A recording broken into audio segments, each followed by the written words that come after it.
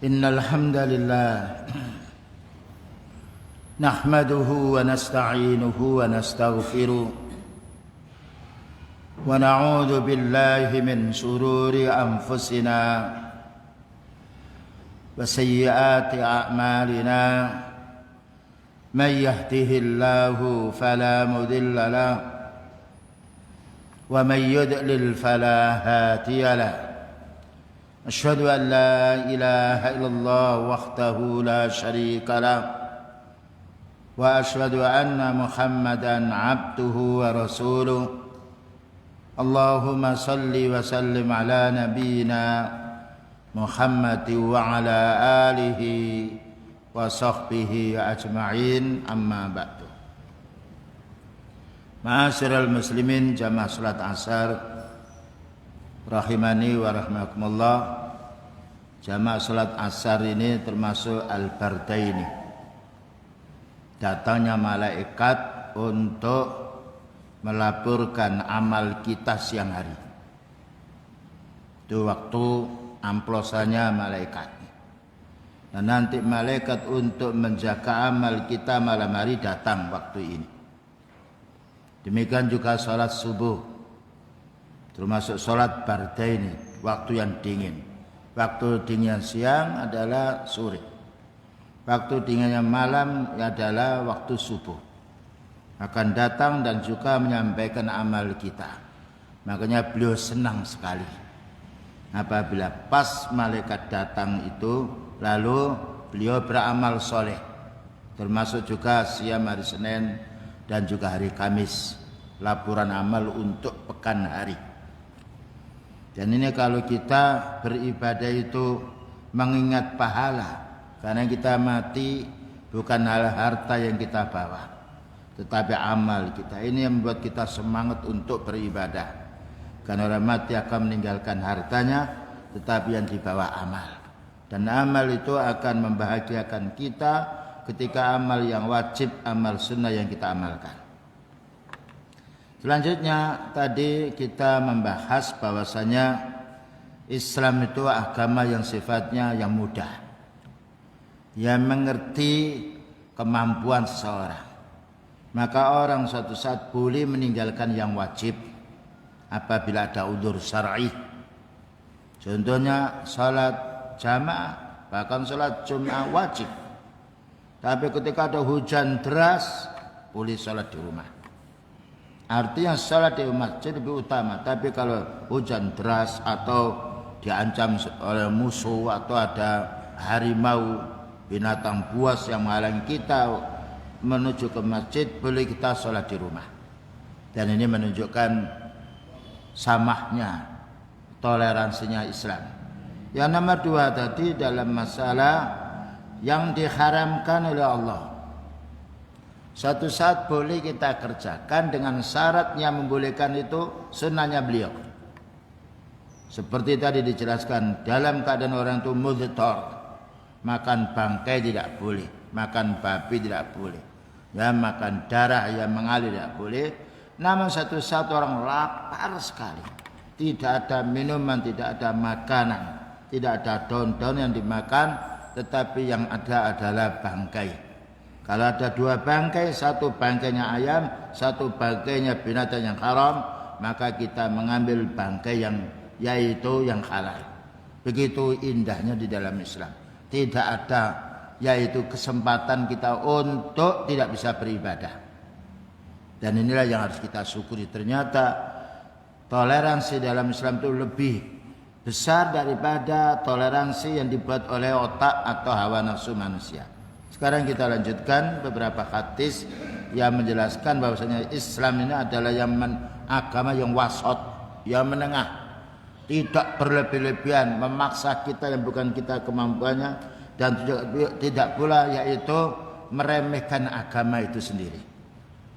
Disebutkan di dalam hadis yang diriwayatkan oleh Musnad Imam Ahmad juz 5 halaman 266, wa an Abi Umamah radhiyallahu anhu anna nabiyya sallallahu alaihi wasallam qala, sesungguhnya Nabi sallallahu alaihi wasallam bersabda, Inni lam ub'as bil yahudiyah. Sabda beliau, saya ini tidak diutus oleh Allah Ta'ala semisal yaitu membawa kepada keyahudiaan. Yang mana Yahudi itu hulu, melampaui batas. Bukan kalau berfirman, ya ahlal kitab la taghlu fi dinikum. Wahai ahli kitab, kamu jangan hulu, maknanya melebihi kecintaannya kepada seseorang seperti orang Yahudi. Wa qalatil yahudu Uzair bin Allah. Berkata orang Yahudi, Uzair itu anaknya Allah. Ada riwayat mengatakan Uzair itu adalah orang yang soleh. Dan ada yang mengatakan itu nabi. Tapi mestinya ini seorang yang diutus oleh Allah Ta'ala lalu dinobatkan, dinaikkan menjadi ibnullah. Ini namanya ghulu. Makanya orang Yahudi orang yang kafir. Orang Nasrani juga ghulu. Nabi Isa alaihissalam mestinya kita ikuti sunnahnya, mereka ikuti sunnah, tapi dijadikan waqalatin nasara Isa bin Maryam ibn Allah, Al-Masih ibn Maryam ibn Allah. Al-Masih dikatakan ibnullah. Ini ghulunya orang ahli kitab. Nah, kita terhadap Nabi kita Nabi Muhammad sallallahu alaihi wasallam, kita mencintai beliau dengan cara membenarkan apa yang diberitakan oleh beliau, mengamalkan perintahnya, dan juga menjauhi larangannya, dan juga kita menyenangi orang yang menyenangi Rasulullah sallallahu alaihi wasallam tanpa berlebih-lebihan dan juga tanpa meremehkan. Nah, inilah agama yang wasat, ya, ummatan wasaton, umat yang menengah. Wala bin Nasraniyah, katanya beliau, saya ini tidak diutus oleh Allah Ta'ala seperti orang Nasrani yang berlebih-lebihan memuji Nabi Isa alaihissalam sehingga dikatakan itu anaknya Allah. Dan juga tidak diutus pula seperti orang Nasrani yang meremehkan agama, yang beribadah tanpa ilmu. Karena itu kita disuruh oleh Allah Ta'ala berlindung ketika membaca Fatihah, ihdinas siratal mustaqim. Ya Allah, tunjukkan kami jalan yang lurus. Siratal ladzina an'amta alaihim. Jalannya Allah, ya, jalan yang engkau yang Allah beri kenikmatan, yaitu para nabi dan para sahabat. Ghairil maghdubi, bukanlah orang atau manusia yang engkau marahi wahai Allah, yaitu orang Yahudi. Karena ghulu, waladhdallin, dan bukanlah seperti orang yang tersesat yaitu orang Nasrani beribadah tanpa ilmu. Orang Yahudi mereka membenci bahkan membunuh nabinya. Maka orang mukmin melaksanakan yang diperintahkan oleh Allah Ta'ala tanpa menambah, tanpa mengurangi, dan meninggalkan yang dilarang oleh Allah Ta'ala tanpa melanggarnya. Walakin, katanya beliau, walakin bu'istu, saya diutus oleh Allah Ta'ala bil hanafiyah, agar mengajak umatku agar bertauhid kepada Allah Ta'ala. As-samha, yang longgar. Nah, ya. Artinya kita diberi kesempatan. Sholatnya orang sakit lain dengan sholatnya orang sehat. Sholatnya orang musafir lain ketika sholat di rumah. Dan ini menunjukkan kenikmatan kalau kita mempelajari ilmu di dalam Islam itu sendiri. Hadza hadisun tawilun akhrajahu Imam Ahmad, dan ini hadis adalah panjang sekali, namun Syekh Rabi' mengambil sebagian petikan, dan ini bolehnya memotong sebagian hadis untuk kita ambil maknanya. Yang pertama, yang nomor dua, wa fil musnad aidan, dijelaskan di dalam musnad Imam Ahmad. Musnad itu maknanya menyusun hadis disesuaikan dengan nama sahabat. Ya. Kalau as-sunan, kitab Sunan Abu Dawud, Tirmidzi, menyusun hadis disesuaikan dengan yaitu hukum syar'i, wajib sunnah, bab almiyah, air dulu, kemudian wudu, kemudian mandi, kemudian sholat. Kalau hadis sahih itu hadis yang disusun dari semua bab, dari mulai awal sampai akhir, masuk bab akidah, bab akhlak, masuk pula bab masalah urusan ibadah. Nah, Imam Ahmad menyusun hadis ini sesuai dengan sahabat. Jadi kalau kita ingin tahu sahabat Abu Bakar itu berapa hadisnya, baca kitabnya Imam Ahmad. Kalau tahu Umar dan Abu Bakar, Umar, Utsman, Ali. Jadi disusun seperti itu. Abu Bakar dulu kan yang paling mulia, kemudian Umar, kemudian Utsman, kemudian Ali, kemudian baru sahabat yang lain. Namun isinya tetap itu yang disabdakan oleh Rasulullah sallallahu alaihi wasallam. Wa fil musnati aidan an Aisyah radhiyallahu anha, bersumber dari Aisyah yaitu istrinya Rasulullah sallallahu alaihi wasallam, istri yang paling muda yang beliau yaitu Abu Bakar menikahkan Aisyah ini kepada Rasulullah sallallahu alaihi wasallam. Ini menunjukkan pulinya menikahkan putrinya masa kecil. Qalat, berkata Aisyah, wa doa Rasulullah sallallahu alaihi wasallam dzikni. Ya. Maka Rasulullah sallallahu alaihi wasallam meletakkan daguku ini, dagunya Aisyah, alaman kibai, yaitu di pundaknya, di belakang. Jadi Aisyah meletakkan dagunya ini di pundaknya beliau. Li'andura, untuk saya melihat, ila zafanil Habasah, menarinya anak-anak kecil Habasah. Ya, itu umur antara 6-7.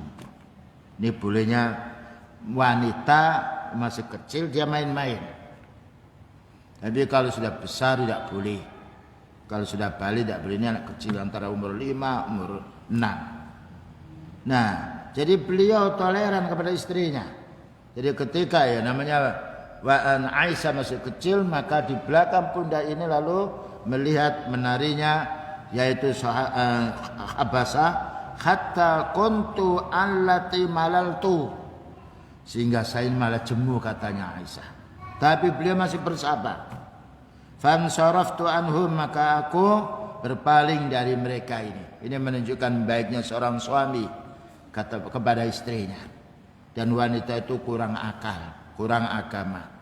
Tapi subhanallah, Rasulullah SAW kan punya ilmu memahami kekurangan istrinya di dalam agamanya, memahami pula kekurangan akalnya, sehingga satu saat boleh seorang suami yaitu melayani hiburan istrinya dalam hal yang dihalalkan oleh Allah Subhanahu wa taala dan juga Rasulnya sallallahu alaihi wasallam.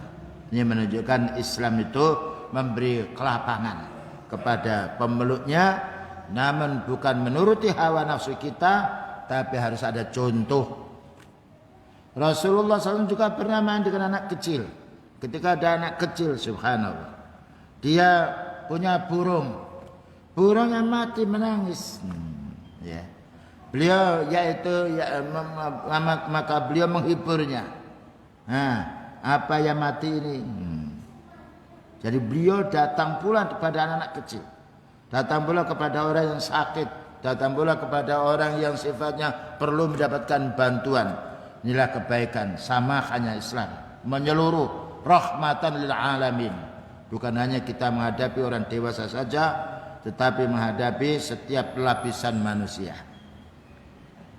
Semasa qabisanatihi, kemudian yaitu Syekh Rabi menjelaskan, menuntun sanadnya ini ila Abdurrahman an Abi, dari ayahnya qala li Urwatu anna Aisyah qala. Urwah adalah seorang tabi'in, Aisyah adalah istri beliau yaitu sahabiyah. Qala Rasulullah sallallahu alaihi wasallam yauma idzin, pada saat itu Rasulullah SAW berkata, lita'lama Yahudun. Nah, ya. Kenapa Rasulullah SAW memperlihatkan dirinya yaitu bermain dengan istrinya dan memberi kelapangan, memberi kesenggangan waktu agar orang Yahudi itu tahu. Agar orang Yahudi itu tahu anna fi dinina fasha, bahwa agama Islam itu lapang, luas. Inni ursiltu bi hanafiyatin samha, karena saya ini diutus oleh Allah Ta'ala untuk membawa tauhid dan memberi kelonggaran.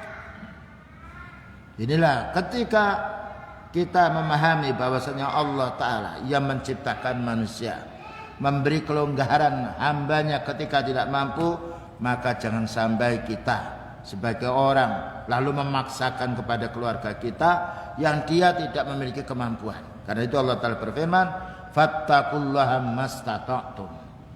Bertakwalah kamu kepada Allah Ta'ala menurut kemampuan. Nikmatnya kita kaum muslimin, kalau kita tahu dalil untuk menasihati istri, menasihati suami, menasihati anak, ini loh contohnya Rasulullah sallallahu alaihi wasallam.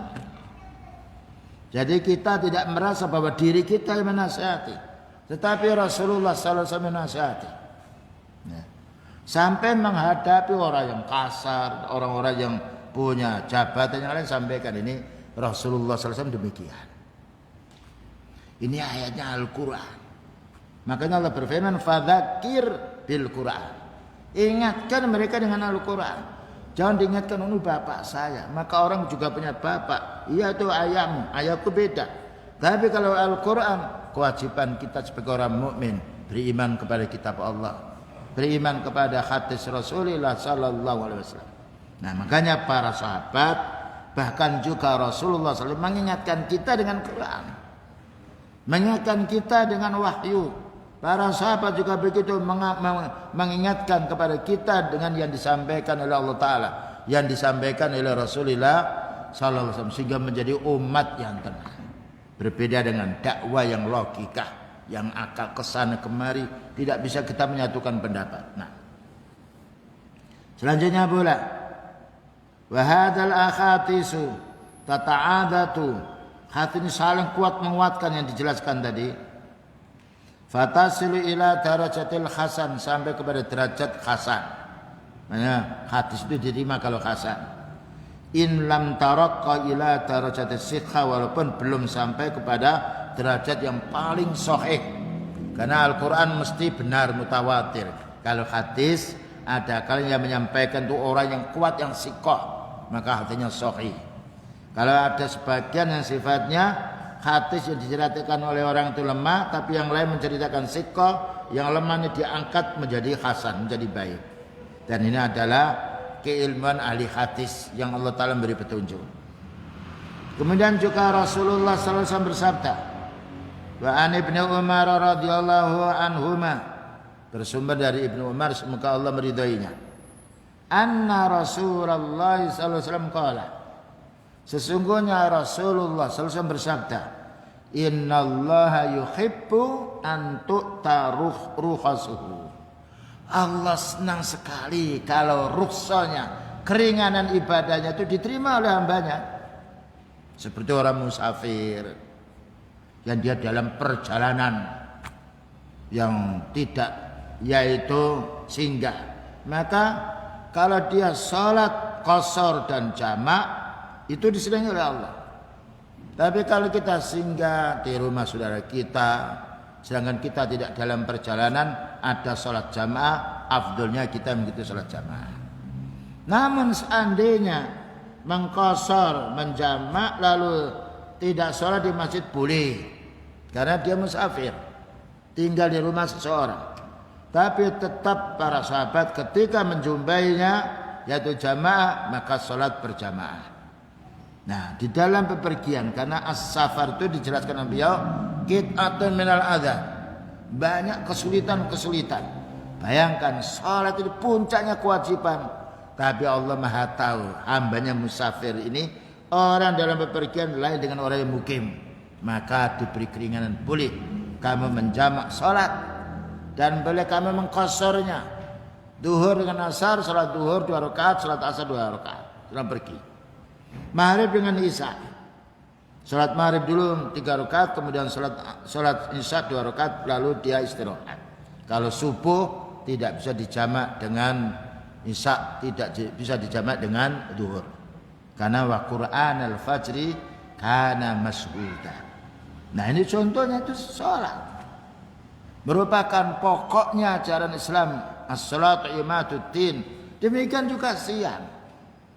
Kita boleh berbuka ketika saat dalam keadaan sakit. Nah, padahal itu rukun Islam. Boleh pula kita berbuka ketika safar yang kita tidak mampu untuk siang. Subhanallah.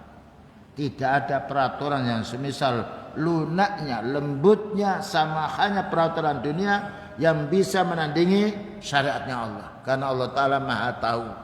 Allah Ta'ala menciptakan manusia, Allah Ta'ala yang mampu, yang Allah Ta'ala yang mengerti keadaan manusia.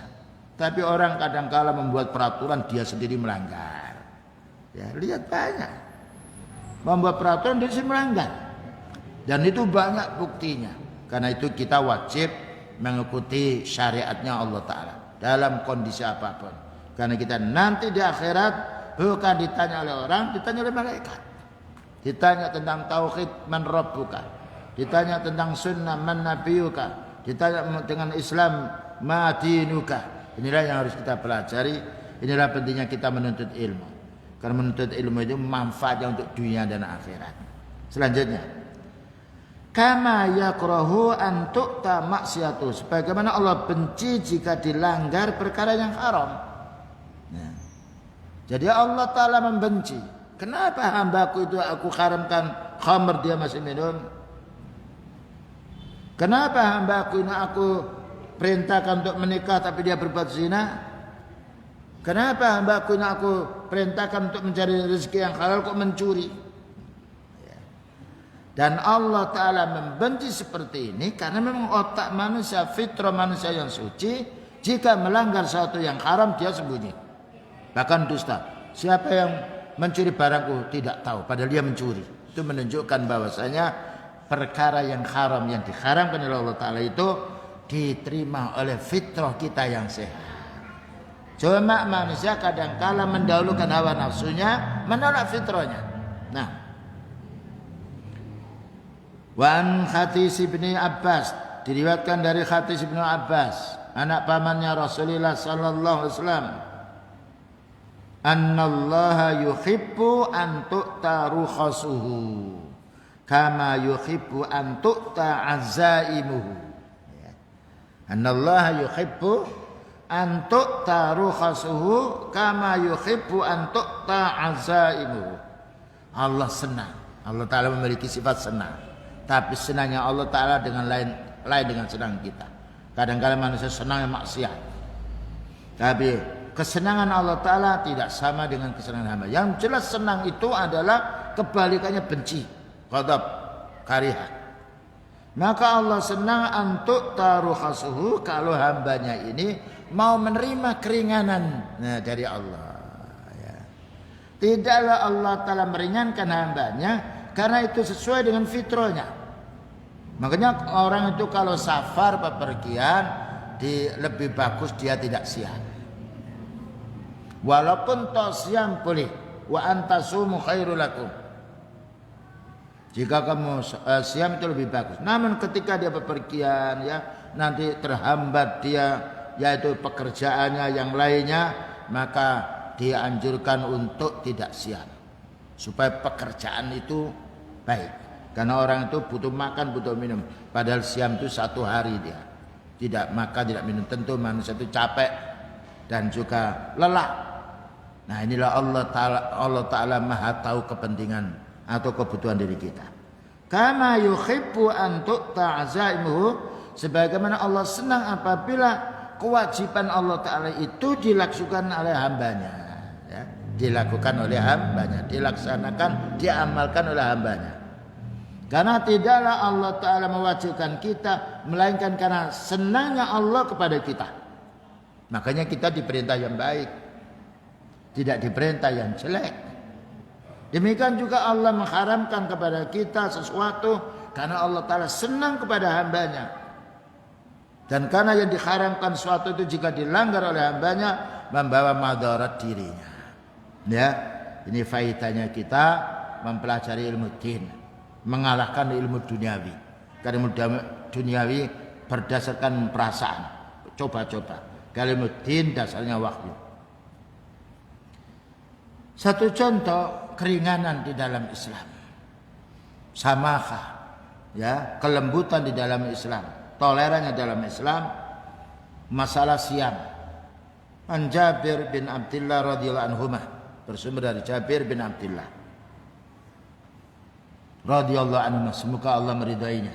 Kalau kita disebut sahabat itu radhiyallahu anhu, kalau disebut Rasulullah sallallahu alaihi wasallam. Kalau kita menyebut orang mukmin setelah meninggal dunia, apalagi para ulama, rahimahullah, bukan syahid. Karena syahid yang berhak mengatakan syahid itu Rasulullah sallallahu alaihi wasallam. Ketika masih hidup, hafizallah, semoga Allah menjaga tauhidnya, menjaga amal ibadah. Jadi orang mukmin ketemu orang mukmin itu subhanallah, ibaratkan saudara sendiri, ibaratkan satu jasad. Nah, maka para ulama sunnah ketika menyebut sahabat radhiyallahu anhu karena Allah meridainya, radhiyallahu anhu wa radwan. Dijelaskan di sini oleh Ibnu Mas'ud, oleh Jabir bin Abdullah, anna Rasulullah sallallahu alaihi wasallam marra bi rajulin fi dhilli sajaratin. Beliau pernah melewati, menjumpai orang berteduh di pohon. Berarti kepanasan, berteduh di bawah pohon. Yurassu alaihi al-ma, lalu kepalanya itu disiram dengan air karena panasnya. Ini menunjukkan beliau itu kalau melihat kemungkaran langsung ditegur. Ya. Kita juga begitu, menegur dengan yang bagus, bukan dicaci. Nah, ini minumnya tangan kanan, tidak boleh tangan kiri. Itu kalau kita setiap melihat kemungkaran, menegurnya dengan bagus, banyak orang berubah. Karena apa? Asalnya dia tidak tahu menjadi tahu.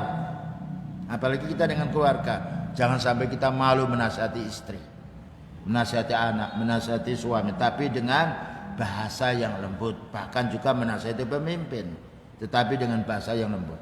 Karena ad-dinu an-nasiha. Islam itu maksudnya diturunkan oleh Allah Ta'ala untuk menasihati orang salah. Seandainya orang itu tidak salah, tidak ada hadis ad-dinu an-nasiha.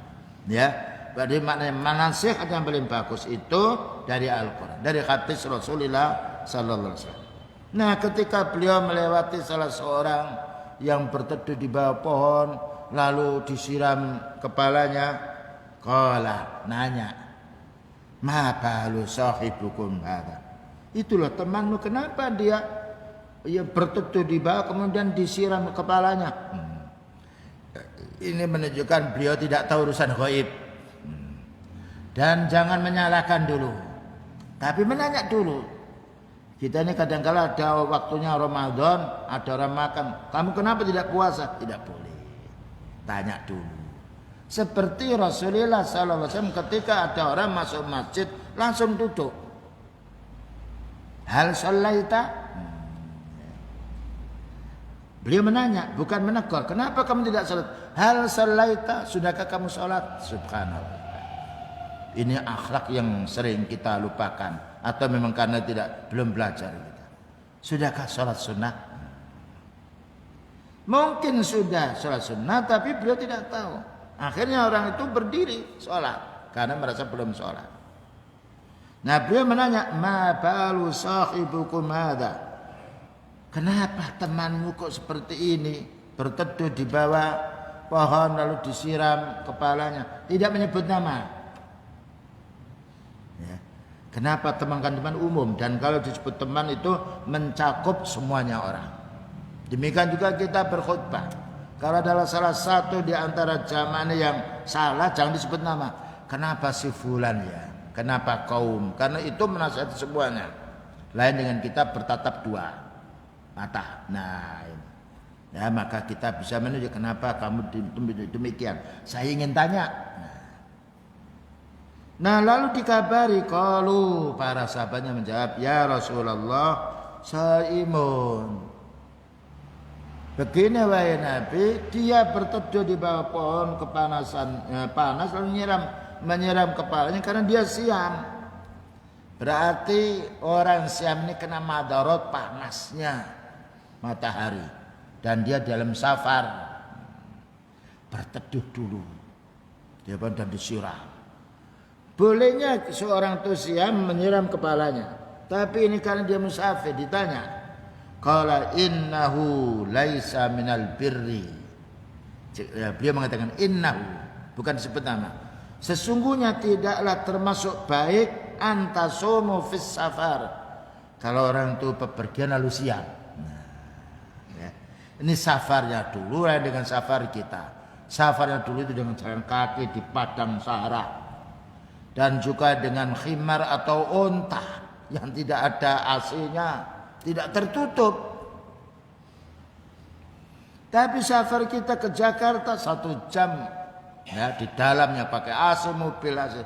Apabila kita mampu siam tidak apa. Wa antasumu khairul lakum. Tapi kalau kita tetap lapar tidak boleh memaksakan diri kita. Kita batalkan. Ya, untuk mencari rukhsahnya Rasulullah sallallahu alaihi wasallam. Karena beliau mengatakan innallaha yuhibbu an tu'ta rukhasuhu. Allah senang sekali kalau keringanan dari Allah Ta'ala ini diterima oleh hambanya. Makanya kita ketika safar orang 6, 7, yang 2, 3 berbuka, kita tidak berbuka, jangan menghina. Kenapa saya kuat, kamu kok tidak kuat? Tidak boleh. Inilah hikmahnya kita mencari faham dalil. Oh iya, ada. Dia tidak kuat, ada haknya. Dan Allah mencintai dia karena Islam bukan memaksakan manusia tidak dimampui. Makanya tadi ayatnya fattaqullaha mastata'tum. Bertakwalah pada Allah Ta'ala menurut kemampuan. Nah, ada pun orang yang kuat, dia siam, ya tidak mengapa. Tapi jangan sampai menghina atau mengata-ngatai orang yang berbuka karena dia punya hak.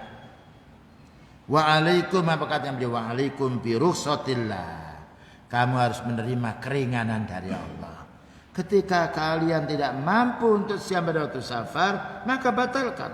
Allati rukhisat lakum faqbaluha. Allah memberi keringanan kepada kamu, terima. Bukankah kita senang kalau membeli dikasih keringanan? Ya. Senang kita. Kerja 8 jam Pak, untuk hari ini Jumat 5 jam saja. Senang kita. Padahal itu manusia yang beri keringanan kita. Bagaimana Allah Ta'ala memberi keringanan kita? Allah Ta'ala memberi keringanan kita ketika kita terima pahalanya besar. Karena termasuk sami'na wa ata'na. Hadis ini diriwayatkan Imam Nasai di dalam kitab As-Siyam. Selanjutnya, Wandur Irwa al-Ghalil lil 'Allama Albani. Lihatlah dalam kitab Irwa al-Ghalil oleh Al-Imam Albani, muhaddits pada zaman sekarang. Beliau telah meninggal dunia. Wa qad sahhal hadis, dan hadis itu tadi sahih yang diceritakan tadi. Wa an Aisyah radhiyallahu anha qalat, bersumber dari Aisyah semoga Allah meridainya, rakhasa Rasulullah sallallahu alaihi wasallam fi amrin. Rasulullah SAW pernah memberi keringanan kepada umatnya. Fatanazzaha anhu nasun minan nas. Tapi orang itu menolak. Nah, ya.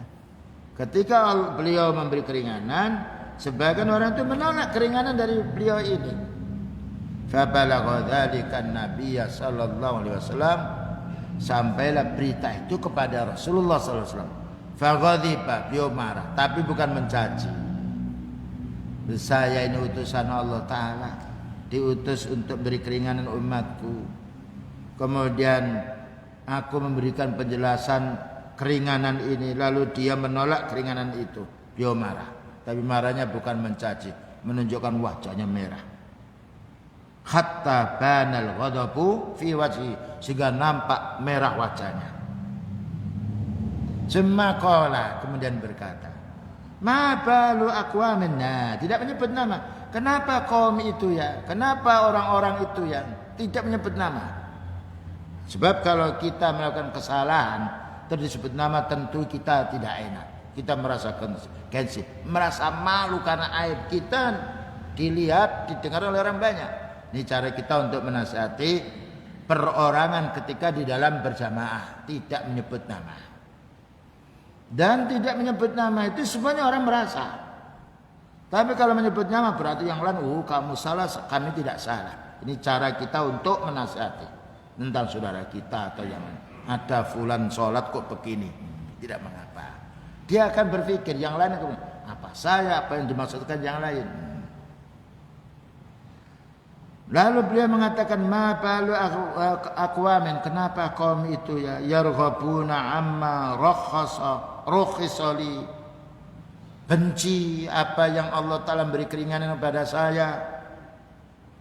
Kenapa umatku ini membenci keringanan yang Allah Ta'ala beri keringanan kepada Rasulullah sallallahu alaihi wasallam.